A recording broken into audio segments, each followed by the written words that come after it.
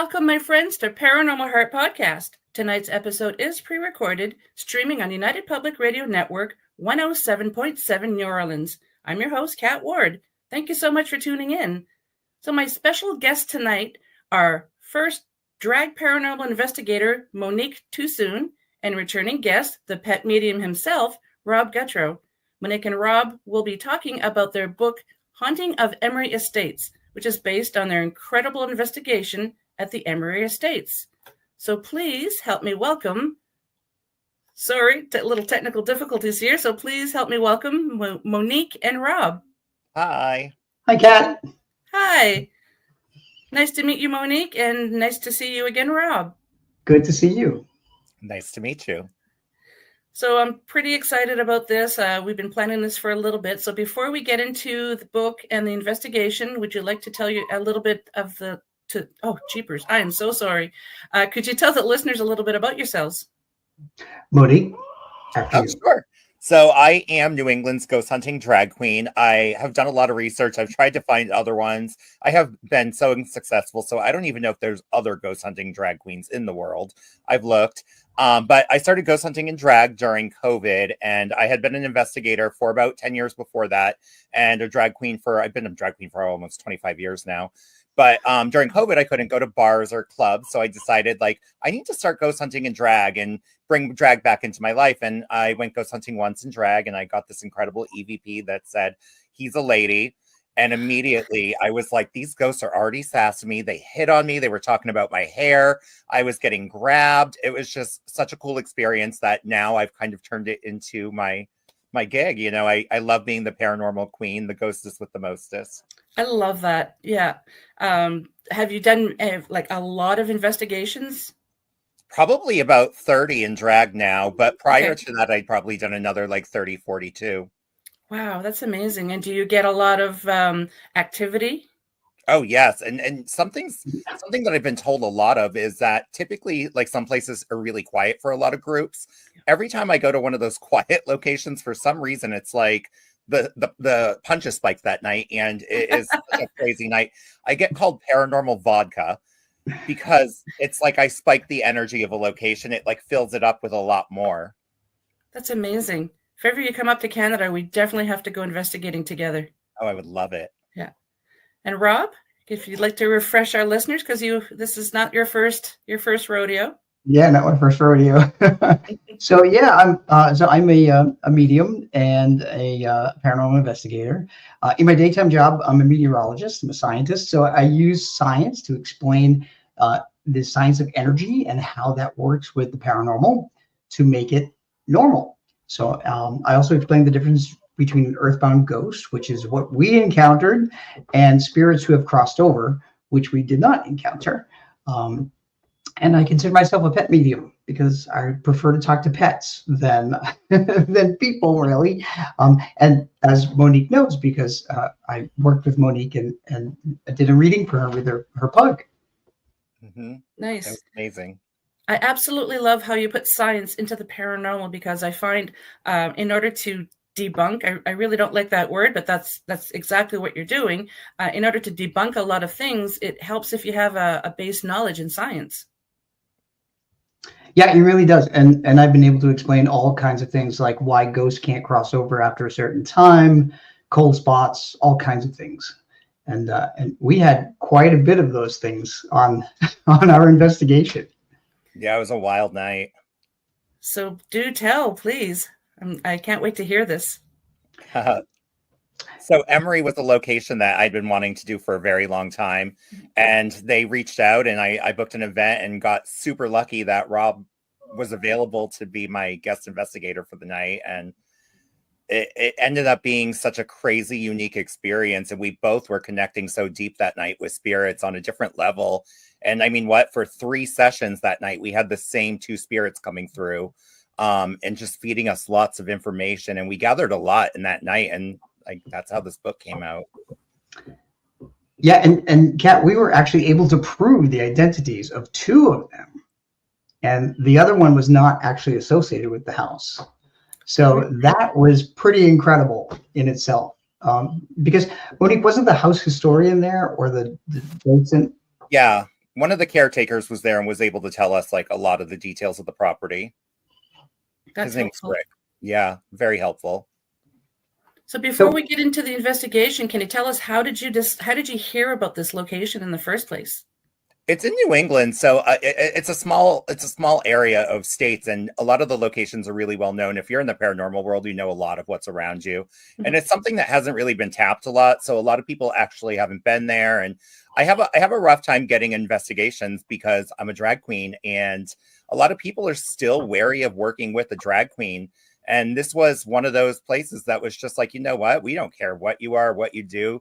We want to have you here. And the event ended up, I mean, selling out. We had a completely sold out event. Yeah, we're going to definitely be back there. Amazing. So it's located south of Boston. It's in a town called Weymouth, and this is a really old mansion. It's a 3-story mansion. And I had, by the way, I want to backtrack for a second. Monique and I had the pleasure of meeting at the Massachusetts Paracon the year before. And there was kind of an instant connection, and we kept in touch. And the next thing we know, I knew I had talked to her about pets in the afterlife. And then she told me about investigations, and I was thrilled to join her on this one. Yeah, it couldn't have been a more amazing event. And I mean, didn't walk into the place that night knowing there was going to be a book coming out of it. And I mean, look what happened. Monique, is this your first book? It is. And I'm so happy that it's with Rob and that he asked me to be part of this. You know, couldn't have asked for a better co-author. You're making me blush. He is a great author. Yes. Yeah. Okay, you're both making me blush. So can you walk us through from the beginning to end about the whole investigation, the whole event?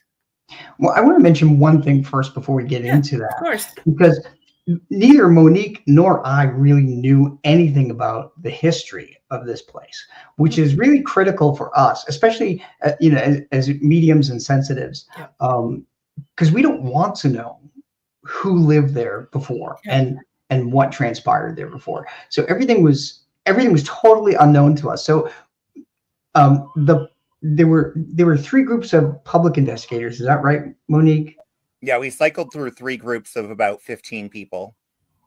And how were they split up? They were different floors, right? I forget. Yeah, they were split between the basement, the first floor, or the basement, the second floor, and the third floor. So I just want to tell you, Kat, that I went down to the basement and I wouldn't step off the stairs. Oh, really? Yeah.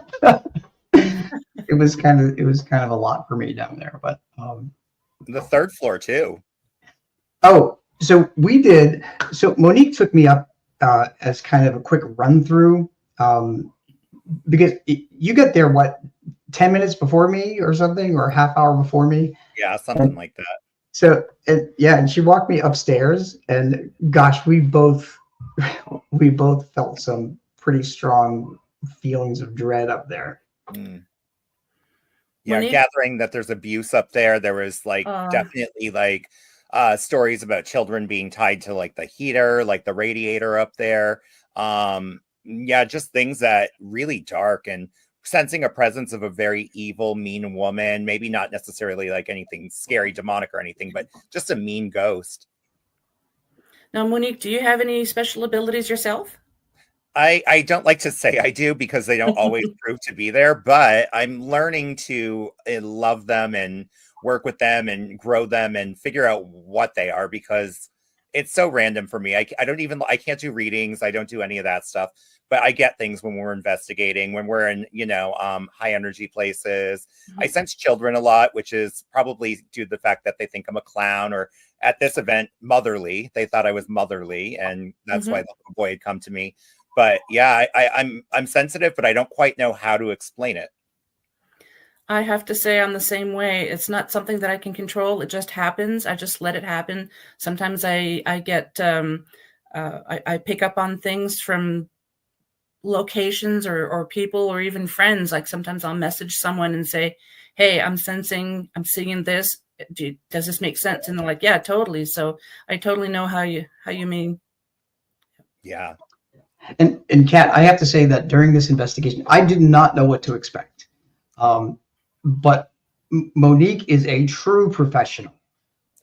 She knows how to organize groups. She knows how to conduct investigations. She's also very cognizant of being kind to the earthbound ghosts, and treating them with respect. And I so admire her for that. It was only because of her professionalism and her caring, really, that a little boy who is earthbound as a ghost reached out to her, and only to her, because he felt comfortable with her. And that's tremendous. Yeah. Oh, that's so sweet. Yeah, he definitely was there, and you could feel the presence of him. And he was right in front of a hot cold sensor. And when he was there, the cold sensor was blue, the whole screen of it blue. And you don't see that a lot with these sensors. You see some of it lit up, little areas. There's about 50 dots on this, and all 50 dots were lit up blue. That's incredible. So I'm going to throw some science at you, Kat. Yeah, please do. So for the folks who are watching and listening, this is the scientist in me. So I've learned that cold spots are created by earthbound ghosts or spirits who have crossed over, because what they take the energy of motion of air molecules. So fast moving molecules of air are warm air, and slower moving molecules of air are colder air. So this little boy who was standing in the doorway, extending his hand to Monique, was absorbing all that energy from the motion of air molecules, and he lit that sensor up as very cold. And that was amazing. That was an amazing confirmation. You must have been excited. Yeah, and that science right there. I swear every time I hear science from you, I learn I can't wait to sponge all this in. The way you described that was really cool. And it was very intense feeling. It definitely did. You could feel I could feel the coldness on my hand as well from the little boy when he was holding my hand. I really felt like I needed to help him. It was one of those senses the whole night. So can you give us a little bit of the history of the house? Sure. Would you like me to jump in there, Marty? Okay. So this house was built in 1903, and it sits on 24 acres of property. And today you can see it sits on a hill. So today you can actually see the skyline of Boston, even though it's like 15 miles away from Boston. So it's kind of cool. I think like 13 years later, it was sold to a family called the Emery family. And that's where the house got the name.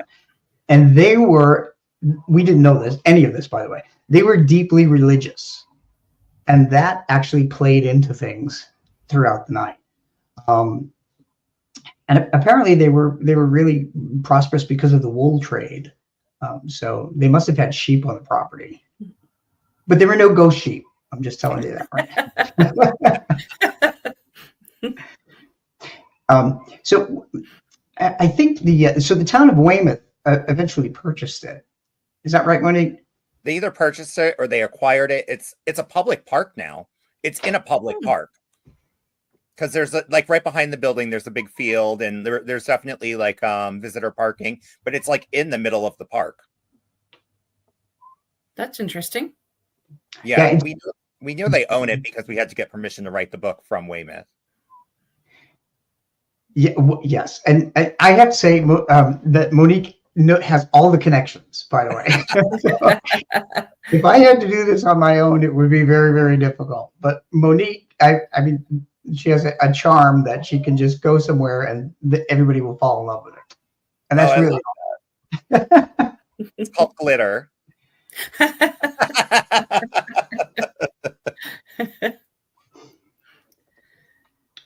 So Monique, could you tell everybody about how you put the investigation together, the three teams? Because I think it's important also to call out the three teams that were leading the groups. Yeah, and they're part of the book too as well.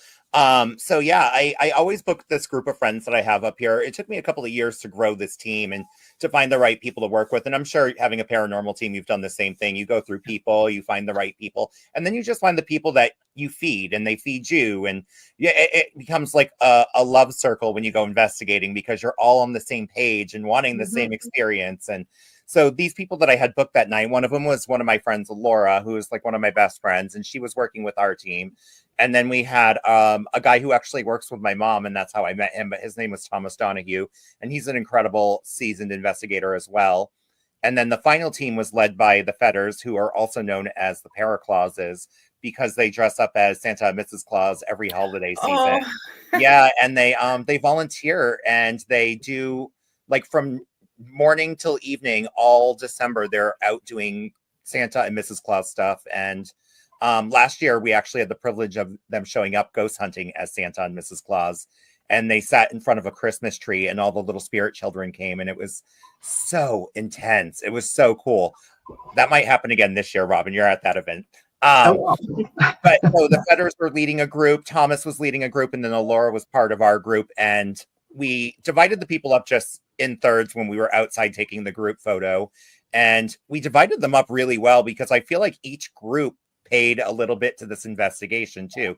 Like each group of energy we had gave us a little bit of a different thing, but we still had the same concise spirits coming through or ghosts.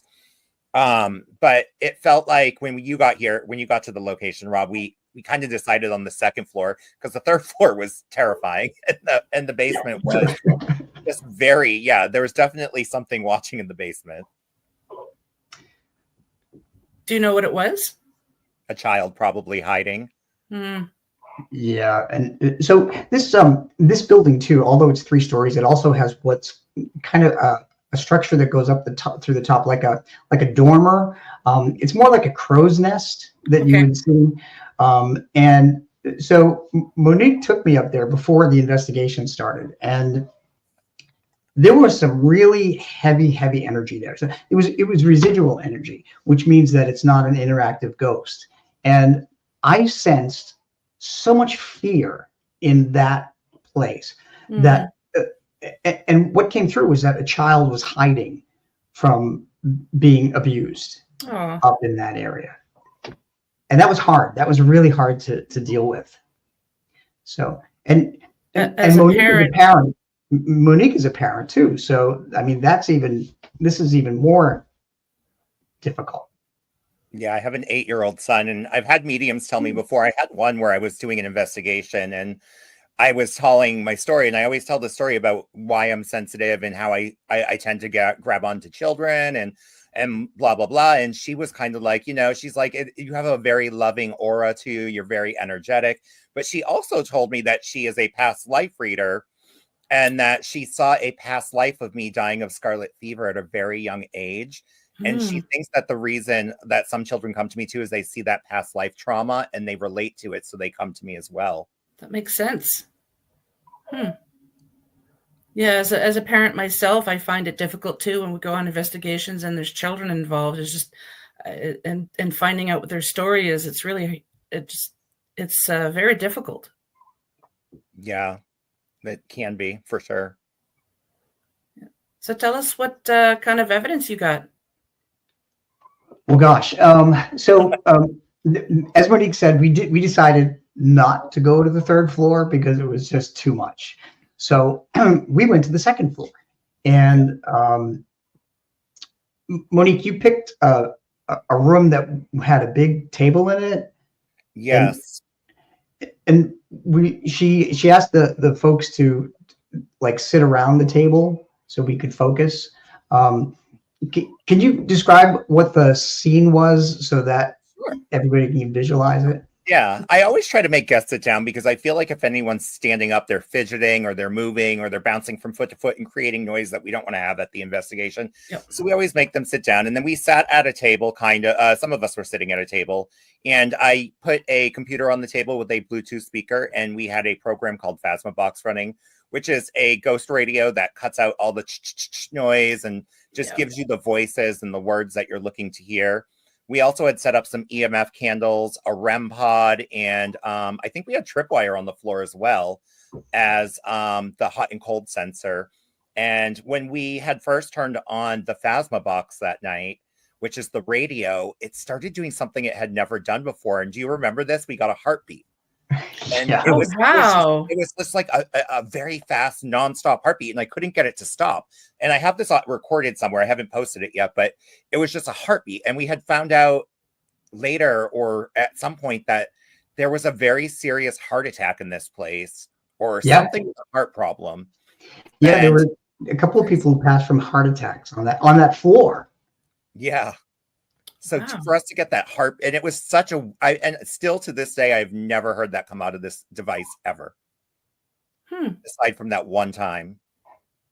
Yeah, it was pretty startling. I remember Monique was trying to figure out, how do I get this to stop? How do I get this to like behave?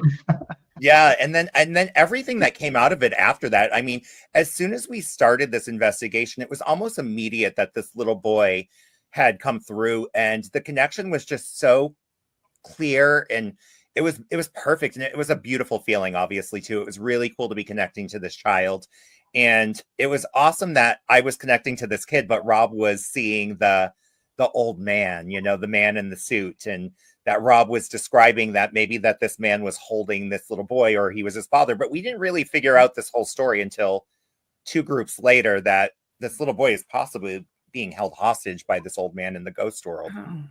So yeah, those were 2 different ghosts. But the first thing that the little boy came through with, what's interesting, Kat, is that this Phasma box can actually replicate tone, or like tone of voice, or so you can tell when an adult is speaking, but the voice that came through was distinctly that of a child. Yeah. And that confirmed that Monique was talking to a child. I think you turned around at that point, because isn't that when the cold sensor went off? Yes, and then I started sitting closer to the sensor on the floor, because I knew something was outside the door. We didn't quite grab onto that it was a kid like immediately, and then it started to sink in that this was a child, and the energy there's a certain ways that my body tells me that it's a kid versus an adult. I usually feel children like only in my legs. My legs feel tingly and cold, and that's what I was getting from that situation. It's got to be terrible for a child, or anyone really, having to go through such trauma in their living world, and then they pass away and they cross over, and they're still being terrorized by another entity. Yeah, and we won't tell you who the the identity of them, because that's really one of the big shocking conclusions of the book. But yeah, so ghosts maintain their personalities, especially if they're bad personalities, when they're earthbound. When they cross over into spirit, like on the other side, that's when they realize what they've done wrong, and they will amend their personalities. So for instance, if a murderer has crossed over, he will get an awakening and know that he committed a serious crime and it was wrong. And but if he's an earthbound ghost, like John Wilkes Booth that I met, he will still be the same nasty guy that he was in life. And we encountered one of those nasty guys.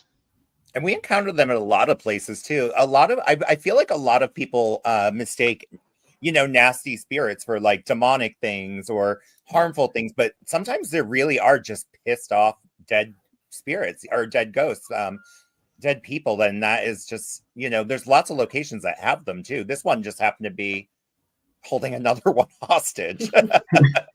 I tell people a lot of times too that it's not necessarily demonic. Maybe it's a spirit that's really frustrated because they can see you, they can hear you, they're trying to communicate with you, and they're getting so frustrated that you're not knowing that they're even there. So a lot of times you have to kind of look for little signs to see, well, is it really nasty, or is it just someone who's frustrated because they're trying to communicate with you? Yeah, and sometimes through like the Phasma box too, you get like violent words. You'll hear swearing. Sometimes they call me horrible names, Oh But no. sometimes you can pick up the tone from the Phasma box as well. You can usually tell when something's getting aggravated too. Like at some points during this investigation, when things would get really intense, all the candles would go out. All the EMF candles would just start going off, and the tripwire would all blink, or the sensor would start beeping. It would get louder. So you can always tell when there's that big rush of energy in there too. I've never heard of the EMF candles. Can you tell me a little bit more of that? Sounds pretty interesting. Yeah, so they're candles and they stay dark. They kind of look like they're like plastic. Or actually, I believe they're actually made of wax. They purposely made them out of wax so they replicated candles, but they're like almost like a battery operated candle that how it kind of like flickers. Yep. But these ones don't come on and start flickering until EMF touches them. So they are sensitive to the spirit. So a spirit can come up to the candle, put some EMF on that, and actually answer yes or no questions. They can show us how strong their energy is, because the longer that's going off or the more it's blinking, it tells you kind of exactly how much energy is being placed on it too. That's brilliant. I have one of those candles, not an EMF one, but and when you're not right next to it, it looks like a real candle the way that it flickers. It's pretty cool. Yeah, I have 4 of these EMF candles, and they come really like in handy often, because seances or just sitting in a circle with your friends, you can put a candle in front of you. They're really cool pieces of equipment. And they're safer than a real candle. Absolutely. A lot of locations don't even allow real candles, because a It lot of makes them are sense. historical and don't want you to burn down the place. Yeah. Oh, can you imagine? Oh. Yeah. So I just want to interject that for those who are listening, if you don't understand the acronym, EMF is electromagnetic field, and because ghosts are energy, that's what an electromagnetic field is, and that's why when they get close to it, they set it off. So thank you. Yep. That's why we need scientists. When I first started the podcast, my father's best friend, I call him Uncle, but he would watch the show, and he would send me an email going, "It's a great show, but I don't know what you're talking about. What are all these? What's EMF? What's?" It's like, oh, sorry. Rob needs to do like pop-up bubbles with all the information. I love that. Yeah. Awesome. I'm your paranormal glossary, okay? That's really important to have, especially when writing a book, right? Yeah, and that's why I like to explain everything in simple terms too, because not everybody is familiar with the science of energy and the law of conservation of energy, which states that energy can't be destroyed, only transformed, which is why when we die, the energy within us either chooses to cross over into spirit or stays bound as a ghost. And the other thing too is that it really did play a big part in this investigation. Not only the physical energies of heat, light, water, and electricity, but the emotional energies that each individual group of public investigators brought in.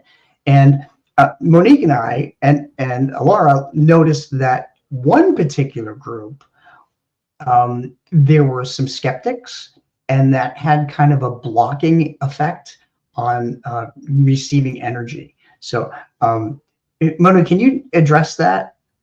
Yeah, so this is something I noticed at a previous event too, and had I not had them at a previous event, I probably wouldn't have picked up on this, but I had an event at a castle like a couple of years ago, and nice. I almost always, in every group I have some sort of reactions. The spirits always talk to me. I've never had an event where nothing happens, and when the groups had switched this night, this particular group at the castle, nothing was happening. And it was like, what is going on? Everything died out, got quiet. I just assumed it was just one of those nights where nothing was going to happen. And then we had this group with us at Emery, and it was our final group of the night. And in the first 2 groups, we had spent so long connecting just to these spirits. It was mind blowing how long the connection was to these spirits. Because usually you get a spirit for a couple of minutes and they're gone. This was hours that we were connecting with them. Yeah. And then we switch groups. The spinal group comes in, and these 2 people are here, and nothing's happening. We're getting completely different energy. The little boy is gone. We can't get him back. We can't figure out where he went. And it clicks in my head at some point during this that these are the same people that I didn't get anything with the previous year. And I think they're so skeptical that they almost are pushing away anything that could be coming in because they're so denying everything.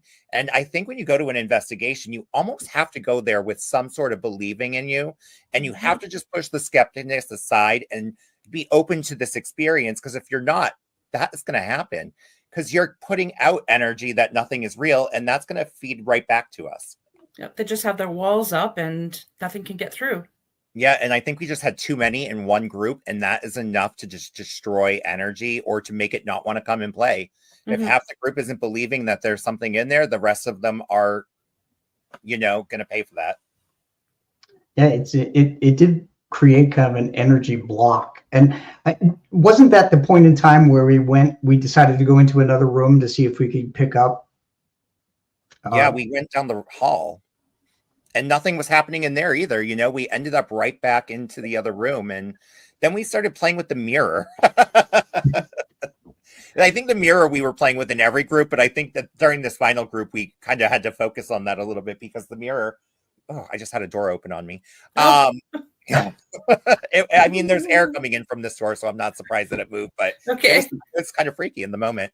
We had found this mirror in a room during one of the first investigations, and I just went and sat in there. I just kind of left the room to see if it would change the energy and sat in front of this mirror. And something I learned I could do about 6 months to a year ago was that I can scry through mirrors and see things in them. And I never knew that was even a thing until I started doing it.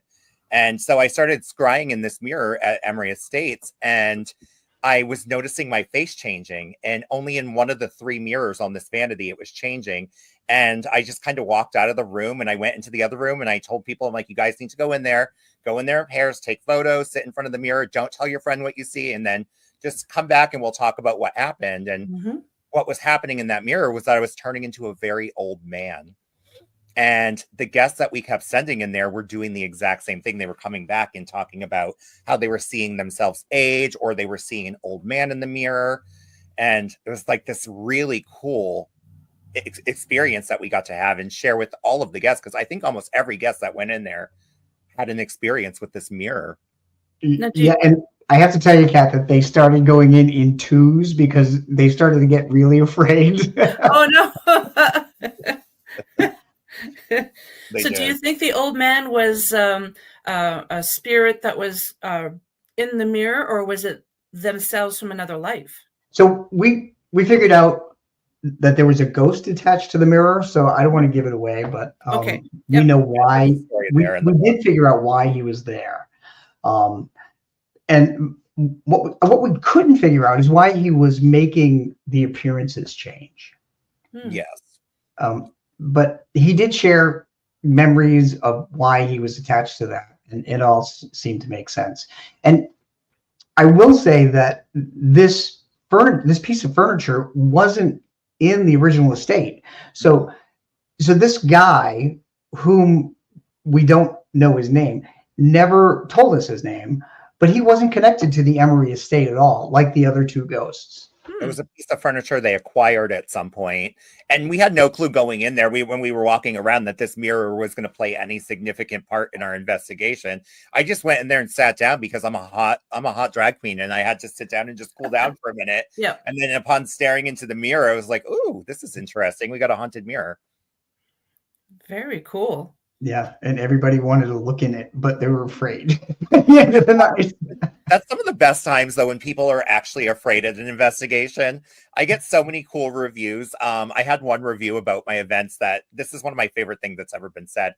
And it was like a younger guy, and his friends were like, why do you go something with a drag queen? That's so weird. And because he's a straight man, and he was like, are you kidding me? That's the best part, because anytime I get freaked out, she says something stupid and I just start laughing and that fear goes away. Yeah. And I think that when we laugh on an investigation and we have fun, it feeds more energy into the location as well, and it becomes more active for us. So going in there, scared, you're going to feed the wrong stuff. You want to have a little bit of fun with it. You do want that fear, but you want to have fun. Agreed. I find having fun just pushes the negative out sometimes, and you get some pretty good evidence. Absolutely. And how often do you go in a haunted house and laugh, really? So it's a nice change for the ghosts that are stuck there. Yeah. Yeah. Yeah, The mirror, go ahead. the Sorry. mirror is pretty cool. I've only encountered one mirror where I actually picked up something. We were on investigation, and our lead investigator said that that was a portal. And when I put my hand in front of the mirror, you know, when you go to close to an electric fence, that electricity you feel, that's what I was picking up on. And Oh, when wow. she closed it, the energy went away, and I was so amazed. It was the first time that I ever felt that from a mirror. It was pretty cool. I just felt that kind of feeling for the first time ever at another location in Iowa. I was just describing that almost the exact same way to people at my event this past weekend. I've never felt that electrical charge before, where you almost feel like you could get electrocuted. And in the basement of Edinburgh Manor in Iowa, every hair on your body sticks straight out the whole time you're down there. And it feels like you could touch something and pick up electricity from it. It felt Wow. so charged in there. And I had no clue why. I'd never come across this kind of spirit or entity. And they're not even sure it's a human spirit. They almost feel like it's a poltergeist or something on those terms, because it's just something they can't figure out. And it's weird. People were getting sick from it. Oh, People wow. felt it in their bodies. Like even guests were getting sick, complaining of headaches, migraines, back problems. It got to a point where we ended up not even doing the final group in the basement and going up to the second and third floors. That's interesting. Yeah, it's a really weird place. I want to go back with Rob, actually. I wonder, now, Rob, as a scientist, do you think that could be possibly really high EMF? It could be. So yeah, so high electromagnetic fields have been known to cause hallucinations or feelings of nausea. So that's possible. I have been on some paranormal investigations where people have used Ouija boards to open portals to the other side, but a darker area, and really bad people will come through. Even things that may be like alien, that have lived in other universes or whatever, and have come through, and they're hostile. And in one case, it made an entire family physically sick, and we had to close that portal and get rid of them and purge that energy. So it sounds like what happened down there in the basement. And no, I'm not in a hurry to go in that basement. I wanted to feel it and experience it, but it almost felt parasitic too. And I don't understand the whole parasite thing, but I've heard a lot of people talk about them, and you'll see crawlers or hear about crawlers, things like that. But there was also something parasitic at the Conjuring house, and it was kind of similar feeling, but it didn't envelop the whole area. You know, it kind of just took you over a little bit and then it would disappear. This was the whole basement, like every inch of it.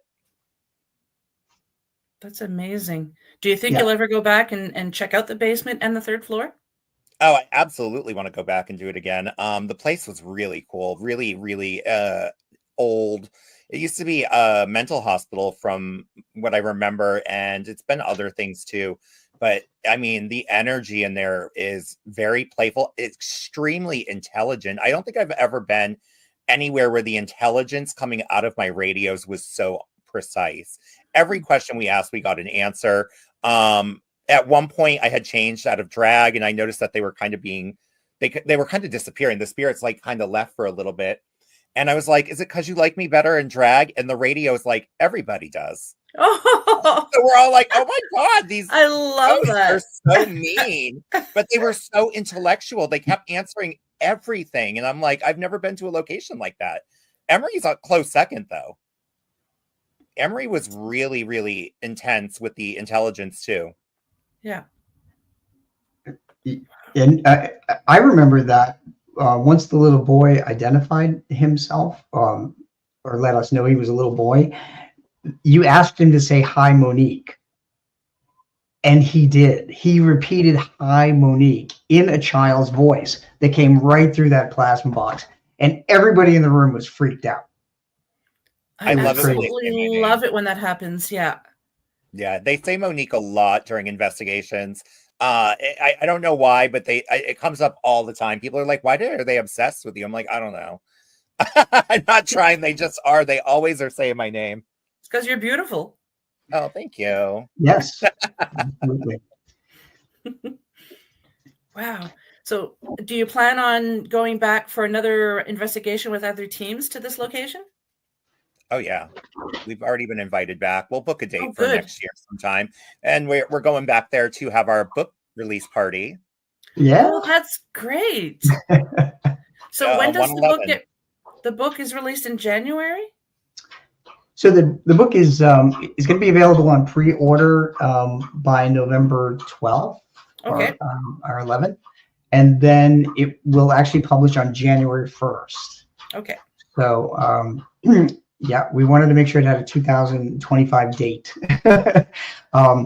So then it will be available to order, and so 10 days after that, on the 11th, we are both going to rendezvous back in the town of Weymouth at the Emery Estate, and Monique has arranged for a big book signing. So, Yes. I wish I could go. Oh, that would be We'll have amazing. some cocktails, some hors d'oeuvres, and we'll sign some books and let people explore this beautiful estate. So any other evidence that you picked up while you were there? oh gosh, so the amount of evidence was overwhelming, which is why we were able to write a book. So one of the things I think that you and I talked about before, Kat, is that I like to sketch out ghosts that I see on investigations, and this investigation was no different. I was able to sketch out the little boy, and especially when he was extending his hand to Monique, because I could see him in my mind, and I sketched that little boy out. And there's my sketches in the book. All of my sketches are in the book, including the little boy and the man in the gray suit, which we haven't addressed yet. But this little boy had dirty blonde hair, and what really struck me about the way that he interacted is he really didn't pay attention to the other people in the room. He was really just fixated on Monique, because Monique wanted to absolutely help him achieve peace. And that was our ultimate goal after the first 2 hours of getting to know him. And that's why in the third hour, when we couldn't find him, it was horrifying to us. Yeah. Mm. At some point, we are going to cross the little boy over when we can get him to come through and we can get him out of there, because he doesn't need to be stuck there with that man. No. But we talked also to Monique about one of the reasons why you think that the little boy came to you, and that's because of your son. Yeah. Because you really are nurturing, and you're such a good parent. It's important too on paranormal investigations that I found that trying to connect to a ghost in order to convince them to cross over is really a sales pitch. I mean, because they don't know who we are. Yeah. And here come two strangers, Monique and I and Laura, and we were all trying to tell this little boy that he needs to cross over so that he can reunite with his parents, who had also passed by this time. So, and he didn't know. I mean, think of how it would be to talk to a living 8-year-old boy, and try to convince them, that this is the right thing to do. But Monique has that ability, because she's just very loving and very approachable. And when you meet her in person, you're like, oh my gosh, I have got to get to know her. Oh, thank you. Oh, I hear that from a lot of mediums too. A lot of mediums are like always drawn to me, and they're like, you have just such this beautiful aura around you, and I don't get it yet. I'm gonna get it someday, though. I'm gonna get it. You need to look in one of those mirrors again. Yeah, seriously. And it's probably too, if you're trying to tell the little boy that it's okay to cross over, like you said, it's a sales pitch, because you have to get that little boy to trust you, because he's probably scared. He doesn't know you. And these strangers are trying to tell him to go someplace that he's unsure of. So yeah, I can totally understand that. Yeah. And so we're not sure exactly where he hung out in the mansion exactly, but we know what happened where he was with the third group when he didn't show up, because who did we send upstairs to find out if was it Rick? I don't know. We did send someone upstairs to find out if they were getting him upstairs. Yeah, and I think that they were able to confirm that the little boy was upstairs, which is why he wasn't coming down to us. But he was, as Monique hinted, he was being held back from us because the other ghost had really selfish intentions. I'll just leave it there. Was that the man in the gray suit that you're talking about? That's the man in the gray suit. Yep. Yeah. And so something you didn't touch on yet either, too, which is kind of important about the crossing over thing, too. Like you had explained this at the event. And one of the people that is my clients that came in, she was like, he blew my mind with the science stuff because it made people who had been investigating understand things they never had understood.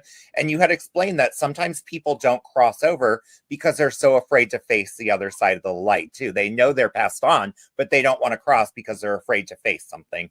And that I want to make sure you touch on because that was super important detail of that night, too, I feel. Yeah, thanks for bringing that up. Because Edward, actually, the man in the gray suit, I'll just leave it with Edward. He was one of those people. He was not a nice person in life, and as an earthbound ghost, he maintained his personality. Not a nice person in death, and he was afraid to cross over, which is why he was earthbound. So, as an earthbound ghost, he continued to be a jerk, just like he was in life. Yeah. But the little boy was a different story. I won't give it away, but his death was a kind of a surprise. It was a surprise to him, and he was confused. And what I found as a paranormal investigator and a scientist is that when ghosts linger too long, the energy that they are is like a battery. And over time, that battery energy level drops. Now, when we first pass, our energy level is at the top of that battery. We have a lot of energy. We have enough energy to open that doorway to the other side. But over time, as the battery charge wanes, they lose, they go below a point where they can open that doorway and they get stuck. And really, that's why it's all about energy and why they can't cross over by themselves. Because everybody says to me, well, why can't they just cross over at any time? Because they don't have enough energy. That makes perfect sense. I love how you explain that. Thank you.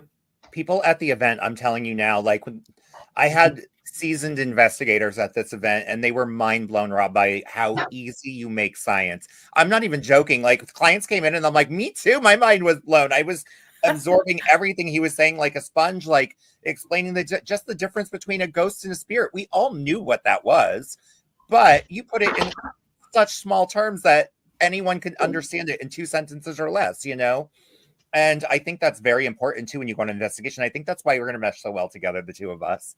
Thank you. I totally agree. This explanation. I'm bringing the equipment. You're bringing the scientist and this incredible medium. I don't think you give yourself enough credit for your mediumship either, too, because you were incredible to work with at this event. And I haven't worked with mediums before that can sit there and sketch out an exact drawing of something they're seeing. Like my mind was blown. Rob, I don't remember. Are you good at sketching anyways, or is it something from beyond is helping you sketch? So, that's a good question. So Neil, when I was a kid, and since I was a kid, I've been reading comic books, and I love Superman, and I've been drawing Superman and all the other superheroes since I was a teenager, and I used to create and write my own comic books. Wow. And my mom used to draw a lot, so she helped me learn how to draw. And little did I know when I became a paranormal investigator that particular talent would come in handy. Yep. I have a hard time drawing stick people. Then I'm not going to play Pictionary with you. No. No. I can pull off Pictionary, but you're not going to catch me sketching anything either. Oh, that's great. Uh, So it would have been in. Oh, go ahead. I wanted to also address the basement area too, and when we get to that, but go ahead, Kat. I'm sorry. No, it's okay. Keep going. The basement sounds more interesting. Well, since Monique mentioned the basement of the other place, and I hinted that I wouldn't go down there, so I went down Thomas, and I stood on the last stair, and as soon as I stood on that last stair, I heard somebody shush somebody, and I asked him. I said, "Is there other people down here?" And he said, "No." So I heard an audible shush, and he was actually able to explain why somebody would be shushing somebody downstairs. So Monique, what I forgot to ask you, when you went downstairs, did you feel anything down there? To me, it wasn't. I felt like there was definitely something watching and hiding, but more like a child playing. But the really interesting thing about the basement there is they made it creepier by setting up tables like a classroom, but they put scrying mirrors on all the tables and candles. So it's absolutely nightmarish if you look at it, like out of a horror movie. But one thing that I noticed when I was down there too is there was this like room behind the stairs that had it was like a red room. And it kind of brought my brain to Amityville in a sense. Like there was like this big red room in the basement it was actually a very terrifying room to me. And I don't know why, maybe because I put it in the Amityville category right away, but it had a very weird darkness to it. Wonder if that was a location of torture or something. Maybe Possibly. That's why. Yeah. The third floor was. Yeah. So I get a sense that kids would hide in the basement, and they would hide in that crow's nest area. Mm-hmm. I don't know what was going on in that house because they wouldn't talk about it, and it's understandable that they wouldn't talk about it because, well, really, we encountered 3 ghosts, and the little boy was not really living in the house, so that's why. And that's another story, but and certainly the man in the gray suit was not about to admit all of the horrible things that he did because he was a jerk. So there was a lot of heavy residual energy in there, like Monique said, especially on the 3rd floor. I liken it to walking through a swimming pool, like wading in a swimming pool, because the energy was so oppressive.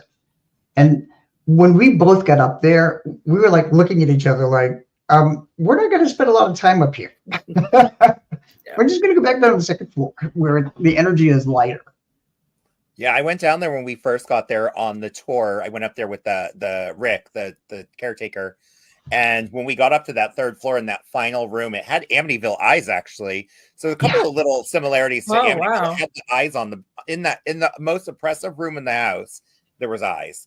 But when you got into that room, I had to sit down. I couldn't even stand up anymore. It was like just so nauseating up there, and it just felt very sick and just wrong. And I definitely grabbed on to the fact that it might have been like an abusive old nun or old lady. I don't know if it was a nun. I don't know if they had nuns there, but I was gathering that it was a female that was the abuser up there.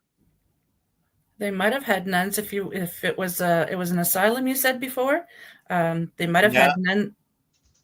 No, this one wasn't an asylum. This was a religious summer school, I believe, right? Oh, okay. It was partly that. There was a lot of different things. It was owned by evangelical people. It was Billy Graham had been there. Oh, wow. Yeah, so this was definitely a religious background here for sure. We don't know the extent of it. Definitely the spirits weren't telling us much about that part. No, so the man in the gray suit was really our conduit to the information, and he didn't want to share things that he did when he was alive because he was abusive, really, both mentally and probably physically too, and it was to children. It wasn't he didn't talk about another adult. He only talked about children. So, and yeah, I think we did hear that there were religious education courses that may have been done in the basement, which made sense that I would hear somebody shushing somebody during, in a class. But it's one of those horrifying stories, really, that where bad people will hide behind religion and commit atrocities, even if it's just mental abuse. But so that's part of it. One other thing that I wanted to mention too, Monique, is that, do you remember when one of the investigators was adversely affected by one of the ghosts when we were on that second? It was one of the little girls, right? It was Yeah. that little girl, and she started to like get really sad, almost like she was going to start crying, and we had to actually tell her to stay downstairs for a little bit. And you helped her ground. You gave her a stone, or I don't know what the actual stone was, but you gave her something that you had to help her. Yeah, I kept a couple of rocks the stones that I carried around, and somebody gave me one to protect me. So I gave that to her in order to help her ward off that negativity. Yeah. Because one of the things about Earthbound Ghost too, and this is the reason why it affected her. So she said she was prone to depression and anxiety, but she was medicated for it and regulated for it. But even still, for people who go on these paranormal investigations and they suffer from depression and they suffer from anxiety, because ghosts, earthbound ghosts, are negative emotional energy, they emit negative emotional energy like fear, anxiety, depression, anger. They're going to heighten that. They heighten it. So they boost whatever we are feeling. And so that's why it's important to Monique and I to go in and be positive and be strong and optimistic, because that helps ward off the negative emanations from the ghosts. And that's really an important lesson for anyone who wants to go into a haunted place. If you do suffer from those things, please think twice. And also there are like prayers of protection that you can do. You can ground yourself to a tree outside. You can bring some different minerals and stones that will help protect you. So that was an important lesson, I think, for everybody that was in the group. Yeah, that's really great advice. So unfortunately, we're going to have to call it here.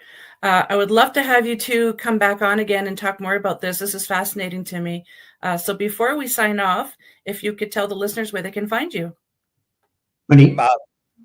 You go first. No, I want you to go first. All right. So my name is Monique Toosoon. You can find me on Facebook, Instagram, Twitter, Threads, all the social media. And you can also find anything else on MoniqueToosoon.com, all of our events. My podcast, Ghosts and Glitter, is available on Spotify, Apple Music, and anywhere podcasts are found. And you can also watch it on YouTube. Rob has been on there a few times. And also, Rob and I are doing an event together on, is it 12/14? Yes. In Winchendon, Mass. And Rob and I are going to be investigating another religious location together. And who knows what we're going to get out of this one, but maybe another book. We'll see. Rob? I'm Rob Gutro. You can find me at robgutro.com. You can't spell it, petspirits.com. And that will take you to links to Facebook and all the social media platforms. But I just want to say a big thank you to both of you, because both of you have meant so much to me in my life. Thank you. You've both touched me so deeply, and I really, really am so honored to be your friends. And I look forward to many events together. Oh, thank you so much. Many more times together. Yes. Well, much love to you too. We'll chat soon. Thank you. Thank you. Well, that's the end of the show already, so thank you to my special guest tonight and UPRN 107.7 New Orleans. Remember, if you enjoyed the show, please like, share, and subscribe. And to be a guest on the show or just to say hello, drop me an email at paranormalheart13@gmail.com. Much love to you all. Until next time.